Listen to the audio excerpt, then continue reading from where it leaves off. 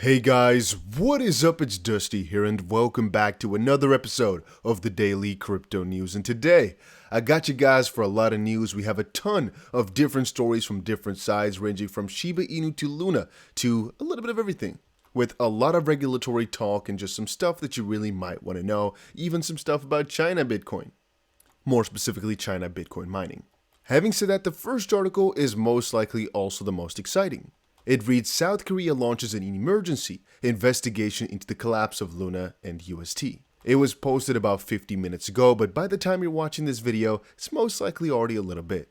It's interesting what happened because they're not really doing the traditional investigation as I would have thought about it, like getting Dogecoin in and asking them questions. No, apparently they're going through these exchanges that are domestic, and asking questions about the connection between the coins and what type of transactions took place. I'm kind of thinking this might be to uncover exactly how it was dumped or so. Then again, because these are domestic exchanges, I'm not sure how much they're going to get out of this one. And again, it says here that a couple of different authorities over in South Korea are looking into this. The Financial Services Commission and the Financial Supervisory Service are looking to get this information regarding crypto exchanges. But, quote, last week, financial authorities asked for data on the amount of transactions and investors and sized up the exchanges' relevant measures. Last week, though, huh? They want a lot of the information that was kind of like basic, trading volume, closing price, number of relevant investors and whatnot. And I think they want a little bit more on what they can do to prevent this, what exactly caused it, what's going to happen afterwards, how they can fix all these issues and whatnot. And the rest about the guy who came up to their house who lost $2 million in Luna, you guys all know. And the fact that he's trying for a revival plan, that the Terraform Labs is incorporated in Singapore, that stuff is all not too relevant. I think the only new thing as well when it comes to Terraform Labs for the last couple of hours or so is this news that apparently one of the guys over at the team, or a couple of sources quote that 3 people have left, but I don't really care, nor do I know for sure. Terraform Labs legal team resigns after the UST collapse. And it basically just reads that they're now kind of like outsourcing some of this stuff as the guys have quit. Then again, I wanted to say I would also maybe quit if I was illegal for a company that's going to face so many legal troubles. You might think, well, they have a lot of money coming in then, right? Well, not really then. And maybe if all the reserves are gone, you have almost no more salary, so no crazy big bonuses. And I've been looking at this for a little while. Is there like absolutely no way to go around this? There's like no X button anywhere? What is this? What is this like intrusive advertisement manner? This makes me hate your product. Why would you do this? I've been investigating edges for a little while, guys, and I cannot find any single way to get out of this advertisement. I am not happy right now. You might think it's as simple as clicking the ad itself, but I'm not doing that. You might think I can click away. Nope. Yeah, I think I'm going to have to leave this. What in the world is why would you do this? Who thought of this? What is this? Yeah, I can see on the bottom left, if I click this, there ain't nothing going away. They're just going to let me to that website. I am not happy with this, guys. I am not happy. So screw those guys. I'm going to click away their website. I don't want to, no. Bitcoin fear and greediness is also at a historically low number. It's actually at a whopping 8 right now. You might look at this, think, huh? But aren't people like not so scared? People have been way more scared before, right? Well, yes, but this number is kind of hard to measure in the sense that they take a couple of metrics, plug them in, and they estimate fear that way. It's not as if we can actually measure the official fear. There's not one exact number for it. This is the closest we can get. Then again, right now, I would say a lot of people are like bearish on the market, think we're in a bull run or in a bear market. We're going to continue on to be bearish and so forth and so on. And that constitutes as fear. So even though people are not saying crypto is going to die forever, it's about the fact that one big crypto crashed. There's more of this skepticism about UST, more of this skepticism about, USDT and whatnot. It's more of the skepticism of crypto having some troubles in the future and whatnot than there have ever been. There's more of this skepticism about different cryptos and whatnot. And that makes the sentiment just very negative. Does that mean there's actually more fear that crypto will die out? I don't believe so. But there is more of this negativity in the space than normal. And generally speaking, I think people are more bearish than have been in a long while. I'm of course not, guys. I'm always staying excited. And as I said previously, I'm actually buying this dip hard. A lot of my YouTube friends, they said, nope, they're not buying yet. They're still holding stables. And there's something to be said about it. But I personally, after being burned so many times, would rather me buy into these coins at cheaper prices and pay a little bit too much for it rather than me waiting and eventually getting right back up to those crazy prices and me have to pay the full price. Again, the whole concept there is DCA, dollar cost average, so you buy your way down in multiple different layers. I have one question for you guys right now that are watching. Are you thinking that the crypto market will have a crazy pump in 2022? So basically, do you think 2022 is still going to be bullish, or do you expect 2022 to only have like downfall basically? Or do you still expect some crazy pump of sorts to happen throughout this year? Let me know down below. I'm pretty excited to see what you guys think about that. Then regarding Shiba Inu, this is not something I cover all the time, but there's a crazy community for Shiba Inu out there, and I honestly think it's not really too bad of an idea to sometimes give little updates on the matter. So what's basically happening is there's a crazy burn going on, and apparently this burn percentage is about 400 or 500% more. It says right here a lot of crazy info about 1 billion Shiba Inu has been burned in 24 hours or so. Here then again it says there's 272 million that's been burned in the past 24 hours. So I hope they didn't get my info wrong. I've been reading this, trying to figure it out. Because if you check this out, in the past hour, there have been a total of 600 million tokens that were burned in 8 transactions. And I thought it led up to about 1 billion Shiba in total. But there's just a lot of different numbers and it got a little bit confusing to me. So yeah, most sources I've spoken to said that the burn is getting more severe than ever. Over the past few hours, almost 4 times more Shiba were burnt. Over 4 times more Shiba were burned than since yesterday morning. It's just a lot more severe. A lot of Shiba Inu is being burned, and apparently it's about 1 billion Shiba. Then again, if that's not the exact number or so, it is what it is. There's just a lot of Shiba being burned, which is a good thing. Is it making a really big dent in the system? I don't necessarily think so, but it's better than with Luna, right? Luna makes Shiba Inu look like a freaking amazing project. Talking about amazing projects, well, but that was like the worst segue I could have ever thought of. Like I had no way to go there. Whatever. Justin, Bank of England officials say retail investors don't understand crypto. I think that's always kind of funny, right? They keep claiming we don't understand. Who does understand exactly? If you're trying to say nobody or just the big institutional investors, even they themselves make a lot of mistakes out there, and you don't fully have to understand something to be able to work in it. I would say 95% of the people who utilize the banking system don't actually understand it properly. Because if you did understand it, then you probably wouldn't participate as much as people are doing right now. Or I would say that people would have revolted a long time ago. So I'm not really sure what the statement or anything of this sort really is supposed to do. What are we supposed to gain from the fact that people don't understand something? And like to what degree? What more do they have to understand than this is potentially a game changer for the financial system? Buy some. As an example, right?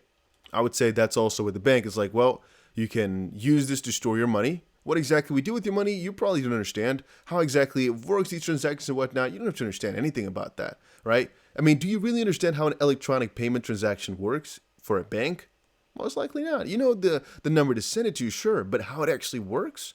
So, is it really that different? I guess partially so, because there's no central authority, right, that's holding you, that you can hold accountable, sure. But that's why Bitcoin is a trustless system, but yeah. There's also a very important meeting over in Germany, I believe, and the Bank of France governor is saying that they most likely will talk about this market volatility due to UST. UST has not been specifically addressed, but due to market volatility, it might be a wake-up call to talk about some crypto regulations in a G7 meeting that's going to be from, I believe, tomorrow to Friday or something like that. Then in China, apparently China is still the second biggest Bitcoin mining country in the world. China was responsible for about 21%, second only to the US, which is very interesting to read. You can read more about that if you want over in this article. Then again, I'm not really too sure what to do with this information. The fact that China is still doing really big in Bitcoin mining and that a lot of people are trying to circumvent the energy bill by taking the power off grid or so, I'm not sure that's a big flex. It might make the crypto community look bad. And yeah, I'm not really too sure what we can draw from these conclusions either. Or what we can conclude from these things. I guess it's just about the fact that China is still going strong in that, and that the ban is not as potent, and it kind of, I guess, further backs up our theory of regardless of what countries try to ban Bitcoin, you can never really ban it all the way. Then regarding the price, it's been kind of interesting to watch this over the last couple of days here. You can see a little bit of the pattern that's forming here. I don't want to talk too much about the price because you guys understand, right? Before I post this video, we're a little bit further in the future. And so if I talk about something right now, it might be a little bit different then already. So I want to be kind of cautious with that. But it's interesting to see the price and how it moves. I honestly told you guys I expect the bottom for right now to be in, mostly on the weekly close since it was so bullish. But that's my own expectation, which is why I've been buying altcoins. it can actually be that we actually need to get a lower close or so. A lot of you guys have been saying, no, 25,000 is not low enough for just a wick. We need a close there. But the way I've been thinking about it, it's like, well, maybe over on a daily or so, it wouldn't have the craziest amount of impact. But on a weekly, if we actually close a weekly that bearish, what would make people from now thinking it's going to be over and we're going to bounce back, right? The way in which we close the weekly right now makes it look way more bullish because it's like a triple bottom, basically, if you go over to a weekly. Just understand what I'm saying right now. You don't have to see it in front of you. Just think about it. It's like a triple bottom in the same bottoms as we saw in July of 2021 and January of 2021.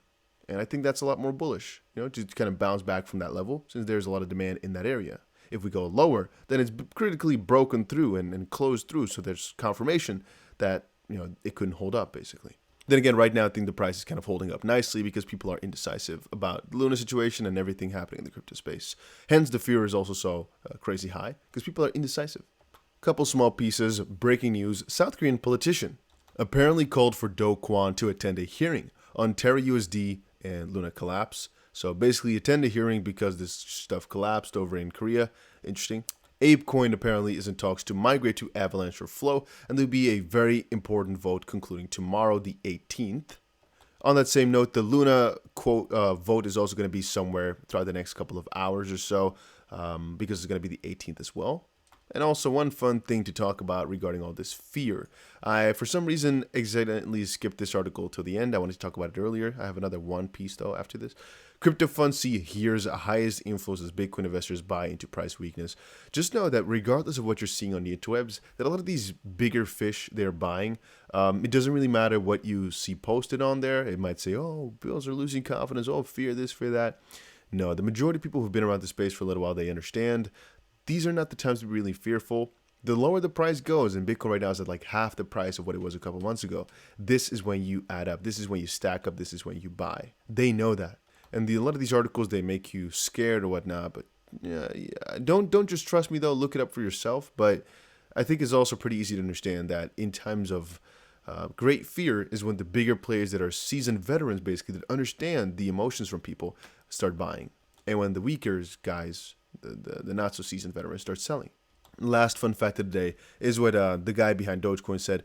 The reason why people think crypto is 95% scams and garbage is most crypto people are assholes, is because crypto is 95% scams and garbage, and most crypto people are assholes. It's a little bit hard to read, but sure. Let's change that. It starts with you, what you support, and how you behave. Also note that the only people who are gonna react triggered and lash out at this tweet are the scammers and assholes. And Elon Musk kind of laughed at that. I'm not really sure what his point was trying to be, except for the fact that, just support good projects again. Don't really support garbage if you can. Then again, it depends a little bit. The way I see it is 95% of them being garbage is a hard assessment, but it is, I think, is a harsh assessment, but it is close to truth. Then again, it depends on what you define as garbage and scam, right? If the project is purely made to make money, is it by definition a scam? Is Shiba Inu a scam? Well, what do we define as scam, right? It's any trading in a certain sense is like you're taking money out of somebody else's pocket, and they gave you kind of like, it's not a scam because they gave permission and they literally bet basically on something. Then again, you can kind of consider it a scam in the sense that they make something to purely make money on you, but so is a lot of these different crypto projects, right? Maybe even Bitcoin, with the whole idea was to just become the world's richest man. Who knows? You might say, no, it was noble to create a new financial system. That's what the guy said, right? I can put on paper the most noble of goals. It doesn't mean that was the actual intention behind it. So is that then a scam just because they wanted to make money on us? Or because it brings no net value? Then again, entertainment can be a value. Community building and communication can be a value. So that's why I said before as well, with a lot of these crypto projects, you can actually find out at least one sort of reason as to why there's like a goodness behind it, like a Shiba Inu or whatnot. You can kind of think, if you really sit down for a second, you can kind of think about why it's actually better of a project than another one, and so forth and so on. I can think of a lot of these crypto projects, and I can think at least one reason as to why it's better than a different crypto project, which is for me what makes defining a scam as a literal word for a crypto project hard. And with garbage, I just think bad performing ones, but even that's a little bit hypocritical because a crypto project can perform really badly, like for example, Chainlink, and be actually really, really good in terms of tech. So yeah, I think that's a hard one to kind of put into paper. Right. Then again, it is true. I think a lot of these crypto projects will not survive yeah, that's something else though. That's a story for a different day. That was it for today, guys. Hopefully you guys all enjoyed it. If you did, make sure you press the like button and subscribe, and I'll get you guys again on the flip side tomorrow with another crypto video. Adios, amigos.